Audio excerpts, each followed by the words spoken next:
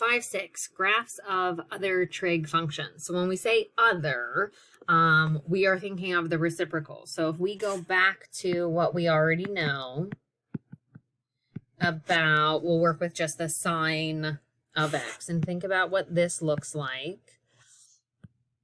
So we know we have +1 and -1 for our range. That's where it reaches a minimum and reaches a maximum. And then if I think of all the important things that happen every 90 degrees, so at 90, 180, 270, 360, and just to see a few more cycles of it, we'll continue to 540 and then 720. So my tick marks are every 90 degrees, and my markings are just every other, so they're the 180 degrees. So when I'm looking at 0 for x, the sine of 0 is also 0. The sine of 90 degrees reaches a peak, and then back at 180, the sine of 180 is down to 0 again. I go to -1, and then I come back up, and then I go up and down, and then up, down, up, down, and then I create my sine curve here that is just going to continue to repeat every 360 degrees or 2 pi radian. So when I have some of these key values, so when the sine of x is 0, 1, or -1, since those are the ones that I am used to, what is the reciprocal of that? And the reciprocal is the cosecant. And so that's what I'm taking a look at here. 1/0 is undefined.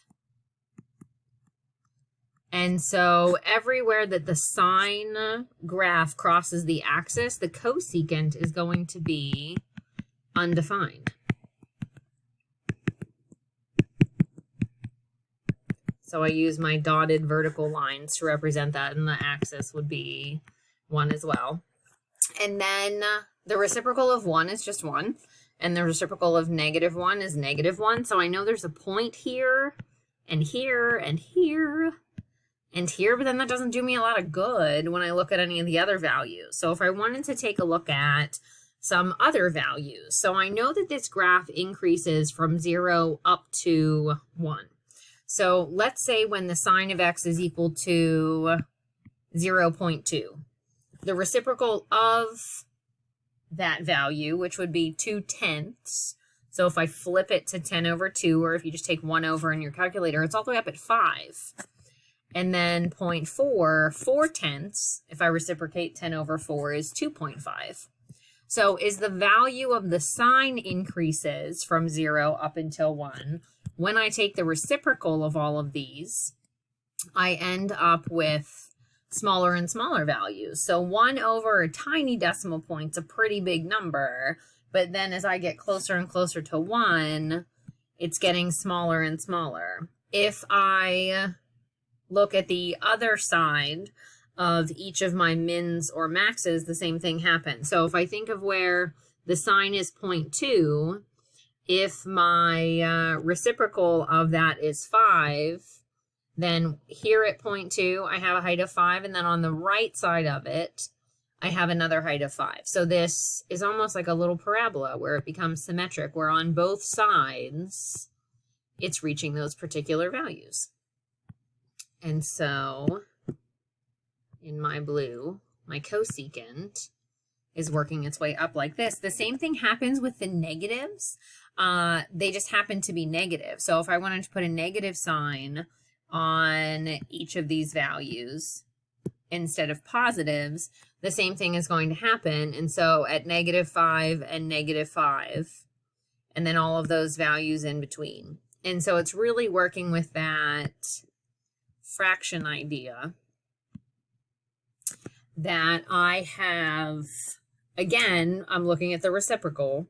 So if I take 1 over the smaller values like 0.2 and 0.4, it produces a larger result.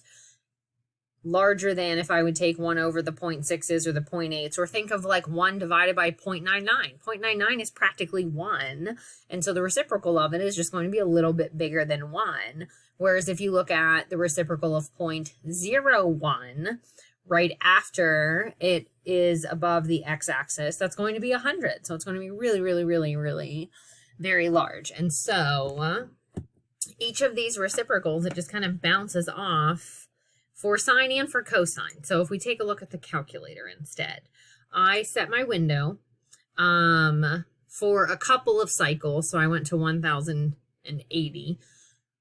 Counted off by 90s like I had, and then I just took my y's and went from -5 to 5. So we'll see what happens. And I'm in degree mode up here. So if I look at just the sine of x first, to kind of check this is what I'm used to. So increasing to 1, decreasing to -1, and I'm seeing 1, 2, 3 periods of that. If I look at my y equals, and again, for the reciprocals, we have to do 1 over the function. There isn't a cosecant button that we can use otherwise. And take a look now. This is my red one. So my blue is the sign in this calculator setup. And so I can see sort of that parabola there. It doesn't show the vertical lines that represent the asymptote, but again, because that would be undefined, they're just approaching infinity. They can never actually reach those particular values. So the same thing with cosine will occur, because again, sine and cosine, it's all the same values. It's just sort of that translation. And so if I just change this to the cosine of x, and then secant would be 1 divided by the cosine. Then first looking at cosine, so this starts at 1 instead of starting at 0. And completes the period when it reaches the peak. So I see it finish there. But I still see it all those mins and maxes of 1 and -1. What is happening here? So it's bouncing off really in that same fashion. What is different will be the tangent. So if I take a look at y equals the tangent of x and think through what this looks like. So this time we said the tangent was undefined whenever we hit 90 degrees, because we would have division by 0.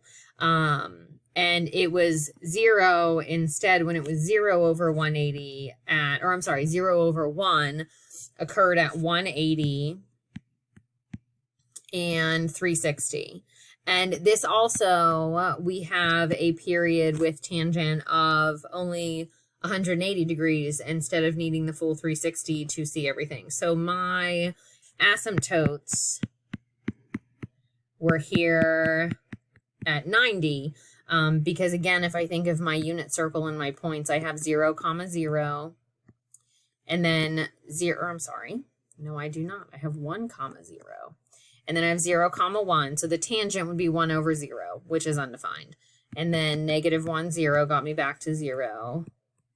And then 0, -1 was undefined again. So at 90 and 270, that's why we have the vertical lines. And then that's also why I went down to -90. So as best as we can to show that that ratio, again, if we think through what this would be, where as we move along the triangle on my unit circle, I have a very long x value initially and a very short y, for sure that's short y triangle, or I'm increasing so that the x is getting smaller and y is getting bigger and bigger. So a larger number divided by a smaller number produces a much bigger result, which is why tangent at each of those asymptotes increases very rapidly. So what's going to happen with cotangent, though, whenever I flip my fractions, instead of 1 divided by 0, so instead of 1 divided by 0, I'm going to have 0 divided by 1, which doesn't produce an asymptote.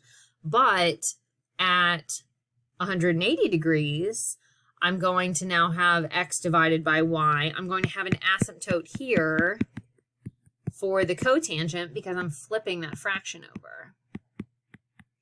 And I'm going to have an asymptote here. So basically, wherever tangent was 0, whenever I take 1 over 0, I'm going to see my asymptote because that will be undefined.